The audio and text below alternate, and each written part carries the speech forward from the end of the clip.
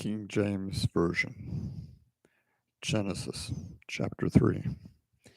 Now the serpent was more subtle than any beast of the field which the Lord God hath made. And he said unto the woman, Yea, hath God said, Ye shall not eat of the tree of the garden, of every tree of the garden? And the woman said unto the serpent, We may eat of the fruit of the trees of the garden, but of the fruit of the tree which is in the midst of the garden, God hath said, Ye shall not eat of it, neither shall you touch it, lest you die. And the serpent said unto the woman, Ye shall not surely die. For God does know that in the day ye eat thereof, and ye shall be as gods. And when the woman saw that the tree was good for food, and that it was pleasant to the eyes, and a tree to be desired to make one wise, she took of the fruit thereof, and did eat, and gave also unto her husband with her, and he did eat. And the eyes of them both were opened, and they knew that they were naked. And they sewed fig leaves together, and made themselves aprons.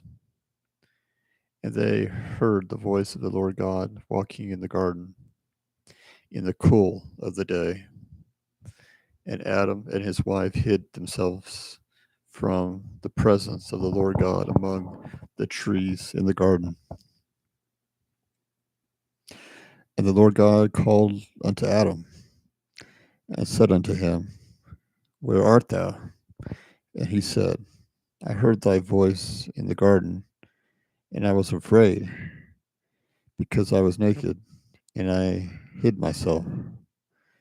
And he said, Who told thee that thou wast naked? Hast thou eaten of the tree whereof I commanded thee that thou shouldest not eat? And the man said, The woman whom thou gavest to be with me, she gave me of the tree, and I did eat.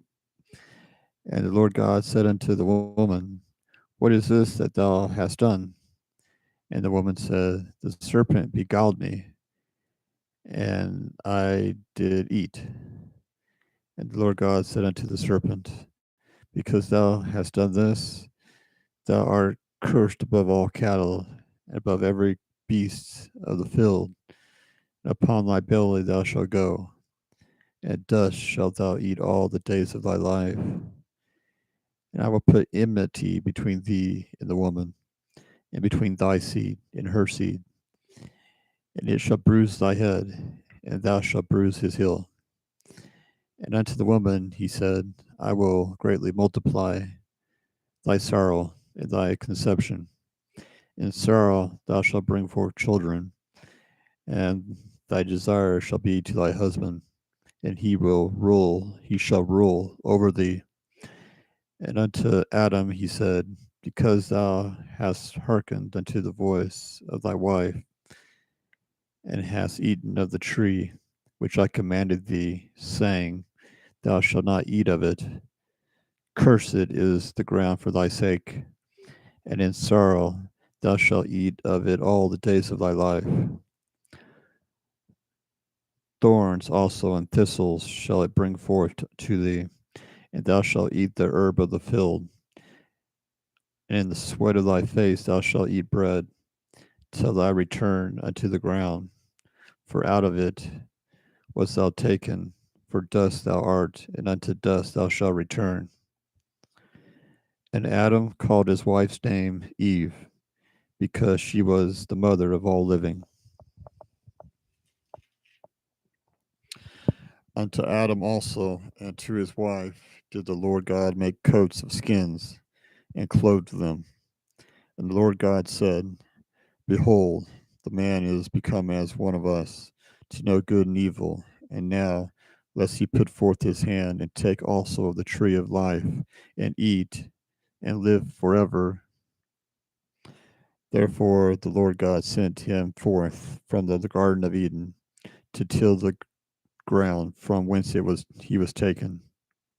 So he drove out the man and a placed at the east of the Garden of Eden cherubim and a flaming sword, which turned every way to keep the way of the tree of life.